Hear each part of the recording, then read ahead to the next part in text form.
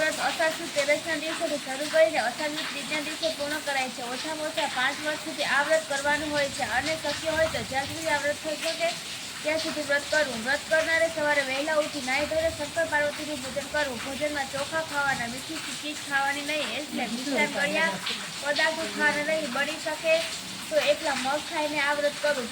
વ્રત પૂર્ણ થયે સૌભાગ્યવતી સ્ત્રીને સૌભાગ્યને લગતા સાધનો આપવા. કંકુની તુલસી, ગાજરની ડબ્બી, કપડાં ચકી દેવાના. આ વ્રત ઉઠાપના સમયે બ્રાહ્મણોને ભોજન કરાવવું. વાર્તા.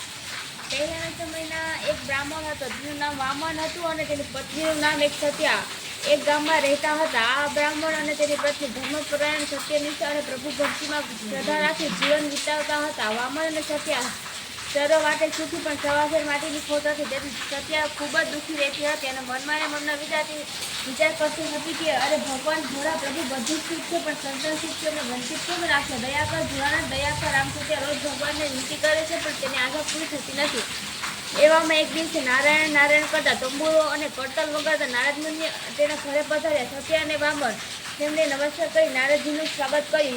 યથાવિધિ કરી પૂજા કરી પ્રણામ કરી સામે ઊભા રહે. નારદજીએ આશીર્વાદ આપ્યા અને સત્યની સામે જોયું તો તેના મુખ ઉપર ચિંતા દેખાય. નારદજીએ સત્યાને ઉદાસીનું કારણ પૂછ્યું. ત્યારે સત્યાએ બે હાથ જોડીને કહ્યું, દેવશ્રી પ્રભુ કૃપાથી અને આપ જેવા સંતાનોના આશીર્વાદથી સુખ છે, પણ સવાસર માટેથી ખોટ છે. કૃપા કરી આપ અમને સંતાન પ્રાપ્તિનો ઉપાય બતાવો. નારદજીએ સત્યની વાત સાંભળીને કહ્યું, હે વામન, સાંભળ. અહીંયાથી દક્ષિણ દિશામાં જા, ત્યાં એક જંગલ આવશે.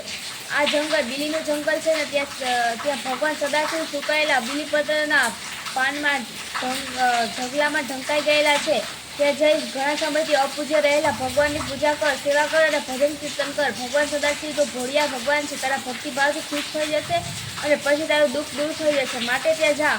આમ કહી નારદજી ત્યાં નારાયણ નારાયણ કરતા પોતાના માર્ગે ચાલ્યા ગયા. બ્રાહ્મણ અને બ્રાહ્મણી નારદજીના વચનોમાં દક્ષિણ દિશામાં ચાલ્યા જાય છે, પણ ઘણે દૂર નીકળી જતા બીલીનું જંગલ દેખાય. જંગલમાં આગળ જતા એક સ્થળે બીલીના સૂકા પાંદડાનો ઢગલો દેખાયો. પછી તો બંને પતિ પત્ની બીલીપત્ર દૂર કરી જોયું તો ભગવાન સદાશિવ લિંગ ઘણા જ વખતથી અપૂજ્ય રહેલું દેખાય છે. આજુબાજુની જગ્યા સાફ કરી એક નાની એવી ઝૂંપડી બાંધીએ બે ત્યાં જંગલમાં રહેવાનું રાખ્યું. થોડા અંતઃકરણથી ભગવાનની સેવા પૂજા કરે છે. આમ કરતાં કરતાં ઘણા દિવસો વીતી ગયા.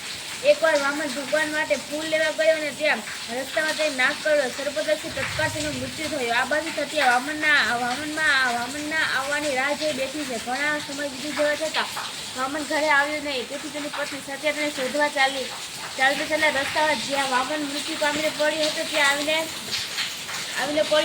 આવીને જોયું તો પોતાના પતિને સર્પદર્શ થયો. છતાં તેનું મૃત્યુ થયું છે. તે જાણીને સત્યને અપાર દુઃખ થયું. એ તો ચોધારે આંસુને રડવા લાગી. પાર્વતીજીને જાણ્યું કે બ્રાહ્મણની પત્ની રડે છે અને પોતાના ભક્તોની માથે દુઃખ આવ્યું છે. એટલે ભગવાન શંકરને કહ્યું, આપણા ભક્તોના માથે ભીડ પડી છે અને તે મારાથી સહન થતું નથી, માટે ચાલો આપણે તેની પાસે જઈએ અને તેના દુઃખો દૂર કરીએ. આમ કરી પાર્વતીજી અને ભગવાન શંકર જે વામન સત્ય છે તે જંગલમાં આવ્યા.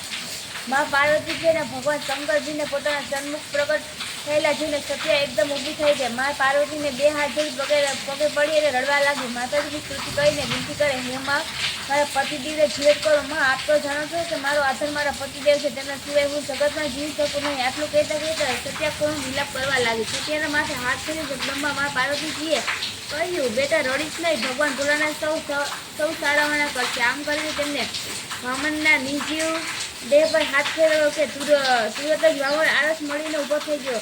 જ્યાં તેની નજર શંકર પાર્વતીજી ઉપર પડી કે તેઓ તેમના પગમાં પડી સાષ્ટાંગ દંડ પ્રણામ કર્યા. પાર્વતીજી અને શંકર ભગવાન બંને પતિ પત્નીને આપતા બોલ્યા, તમારું કલ્યાણ થયું અને તમારા બંનેની અપૂર્વ ભક્તિથી પ્રસન્ન થયા છીએ. માટે હે બ્રાહ્મણ, હે સત્યા, તમે કંઈક વરદાન માંગો. બોલે, શું જોઈએ છે? સત્ય બોલી, માતાજી આપણી દયાથી દરેક પ્રકારનું સુખ છે, માત્ર સંતાન સુખથી વંચિત છે. કૃપા કરી અમારે ત્યાં પુત્ર પ્રાપ્તિ થાય તેવું વરદાન આપો. પાર્વતીજીએ સત્યાને કહ્યું, પુત્ર સુખ મળે, પણ જો હું કહું તેમ કરતો અવશ્ય તમારી મનોકામના પૂર્ણ થઈ જશે. માતાજી કહેવું સાંભળી સત્યા બોલી, આપ જેમ કહેશો તેમ હું કરવા તૈયાર છું, માટે કૃપા કરી આપ કહો. પાર્વતીજીએ સત્યાને કહ્યું, તો સાંભળ. આવે તે અષાઢ માસની તું તેરસના દિવસે તું મારું જયા પાર્વતીનું વ્રત કર. તો મારી તો તારી આશા પરિપૂર્ણ થશે. અષાઢ માસથી તું તેરસથી વ્રત લેવાનું. પછી અષાઢ વ્રત ત્રીજને દિવસે આ વ્રતનું ઉજવણું કરવું.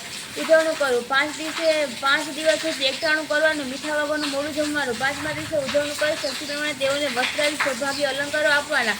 આખી રાત જાગરણ કરવાનું. જાગરણમાં પ્રભુ ભજન કીર્તન કરવાના. આમ આ વ્રત વિધિ પ્રમાણે શ્રદ્ધા અને વિશ્વાસથી કરવું, જેના પ્રભાવથી સૌભાગ્ય અખંડ રહે, પુત્ર પ્રાપ્ત થાય અને સુખ તથા શાંતિથી બાકીનું જીવન પસાર થાય છે. આટલું કહી માતાજી અંતર ધ્યાન થઈ ગયા. વામનની સત્યા તો માતાજીને બતાવેલા ઉપાય સાંભળી ખુશખુશાલ થતા પોતાના ઘરે પાછા ફર્યા. પછી તો અષાઢ મહિનો આવે, સુદ તેરસ પણ આવેલ.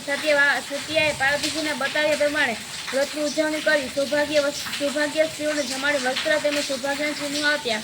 આમ વ્રતના પ્રભાવથી વ્રતના ફળ સ્વરૂપે 9 માસ પછી સત્યાને પુત્ર અવતર્યો. આથી બંને પતિ પત્ની ખુશીનો કોઈ પાર ન રહ્યો અને પછી તો ભગવાનનું સ્મરણ કરતા કરતા આનંદથી રહેવા લાગ્યા. પોતાના બાળકને જોઈને આનંદથી બાકીનું જીવન સુખમાં પસાર કરવા લાગ્યા. જય દયા પાર્વતી.